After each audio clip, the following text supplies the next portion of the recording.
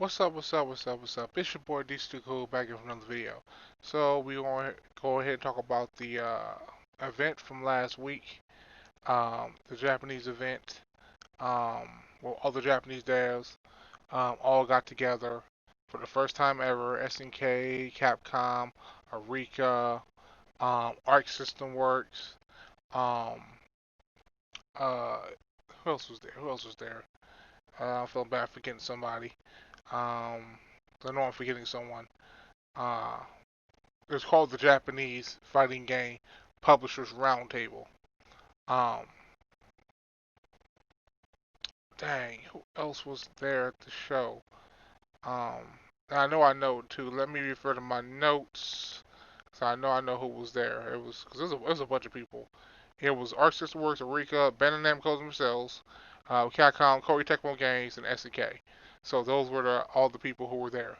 Uh, quite the bit of people. Unfortunately, no Dimps, because Dimps, they co-developed Street Fighter and many other fighting games, including Dragon Ball. And I was hoping to finally see Dragon Ball, um, you know, free update uh, information, Xenoverse 2. Of course, we all hoping for Xenoverse 3 sooner or later, something. So when I saw no Dimps, I was like, dang, probably won't be no Dragon Ball news. But anyway, moving on.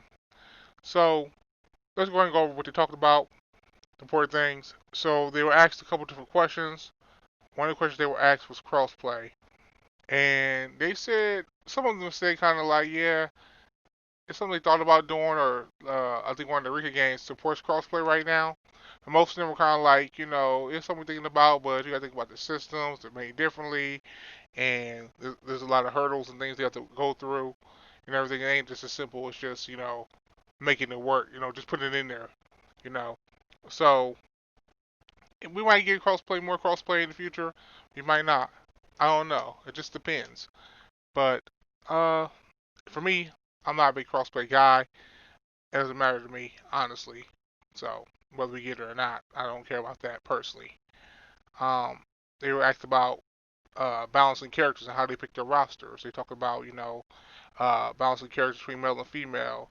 Make sure you have some young, attractive looking female characters versus the older men and young boys and young girls. You try to have a little bit of everybody, represent a little bit of everybody. Make some characters harder to use and more complex, while some characters are easier and more noob friendly. That's command inputs. Just a variety of different characters. So no matter who you are or how you look, you have someone who kind of represents you, and someone you can kind of get behind. Which makes sense. We've seen that from fighting games for years, so that's really nothing new. Um, it was cool to hear them actually talk about it and everything. Um, they're making jokes about it and stuff. I mean, this roundtable was pretty good overall. Overall, it was good. They were making jokes. Everybody seemed to be cool. Everybody seemed to be friends. They spoke many times about how they want to work together and do something, maybe some kind of tournament, maybe some kind of crossover with their titles.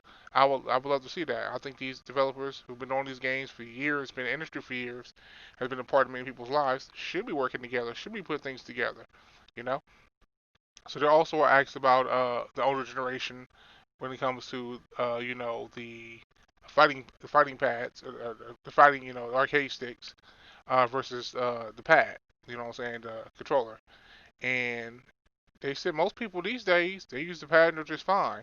It isn't like it was back in the day where you had to have the arcade stick in order to actually get somewhere, in order to do the inputs. It's just not like that anymore. Most people, by stats, show that they're doing pad just fine and manage to pull off everything that people with the sticks pull off. So they said that some people like sticks, but overall, it's many people play pad. I think it is not the exact number, but they said just as many, if not more, play pad than stick.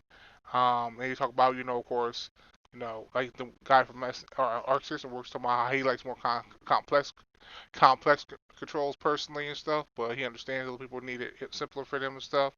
So, they had two guys, one uh Giuna and one guy Matt something. Two cats. I never heard these dudes before, but they were fluent in Japanese and English, and they were narrating and translating everything for all of us. And they weren't bad. They were alright. A lot better than those clowns from the last live stream. I'll tell you that much. Um, so um, they also asks, how do you shape the future of fighting games? Um, and a lot of them were like, well, it's hard to say, but they're trying to, right now, the goal is kind of to try to adjust the AI to play to your style. So that way, no matter how good you get or how lax you've been, or whatever the case may be, the you know, AI can, you always have someone to fight because you can ain't play the game for 2 months, go online and get mocked. Everybody's past you. Everybody has, been playing the game, and once we haven't playing the game, if we're left put to play something else, or if you get the game late, get the game early. I mean, early. Get the game late. You know what I'm saying? You're a later adopter. When you bought the third update version of Street Fighter 5, and everybody who's on the game is veterans, and you're getting the brakes beat off you. You know what I'm saying? So they want to kind of make the AI kind of be able to uh, be adaptable artificial intelligence to so that way when you get better, the AI gets better, so it can kind of match you, stuff like that. So you can kind of be somewhat similar to your level to test yourself to see how much better you've gotten before you go online, things of that nature. So not a bad concept, not a bad idea. Kind of like it. Um, Fighting games being dumbed down. You talk about that. And they were talking about, well, one of the things that reason they do that dumb down or more accessibility is because they're told by their bosses every game, we want you to not only maintain the people you have who play these games, the hardcore fans, but we want you to get more new people to play the game. I want you to get even more people to play the game. So the way they do that is by trying to add, like Marvel's Capcom 3, simple mode and manual, or uh, you know, easier characters and harder, more advanced characters. That's the reason they make the games more accessible these days, now more than ever, because these publishers think about that money and not truly about the longevity of the game. And that's why they do it, which I understand. Rock in a hard place, they can only do what they're asked, what they're told, and do the best they can with what they have. Unfortunately, for people because I personally don't like accessibility in fighting games. I'm old school. If you want to be good at the game, you learn like everybody else, so don't play. That's just how I came up. Um, you know. So also you talked about a couple new things. They talk about you know, Samurai Showdown season 3 is coming out as far as new season pass. Season pass season 3.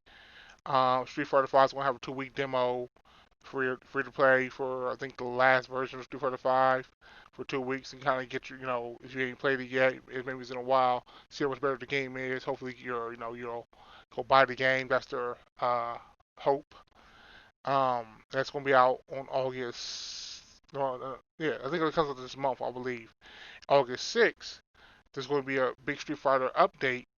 It's going to be hosted by Kenny Omega, Mr. All Elite Wrestling himself, Kenny Omega. That's going to be pretty cool. Soul Calibur 6 guy has a new character, Setsuka, I believe her name is. New balance patch, new costumes. We have the Takeover crossover. They got some Takeover costumes come to the game, so that's pretty sweet. Tekken 7 Season 4 DLC is coming out. The game is still going strong. You know what I'm saying? Harada was trolling the whole stream. It was hilarious. Dude, it's so funny. Guilty Gear is coming back. I believe it's Strive, Guilty Gear Strive. They show off a brand new character, Black Samurai. Looks pretty sweet.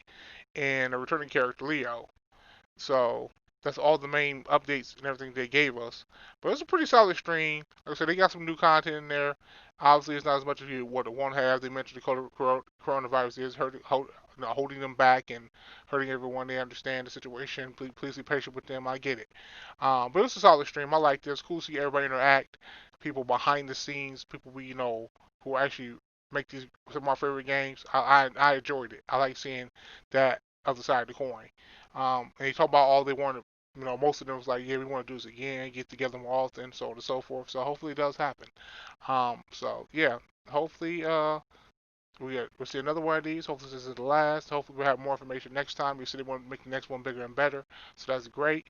So this was a good show. I would recommend if you like developer diary, so to speak, or behind the scenes, I would recommend you to watch it because it, in my opinion, was pretty entertaining and I did enjoy it. And there was some pretty solid announcements. So yeah, that's it for me. Till next video, like, share, subscribe. Catch you guys later. Thanks for watching. Peace out.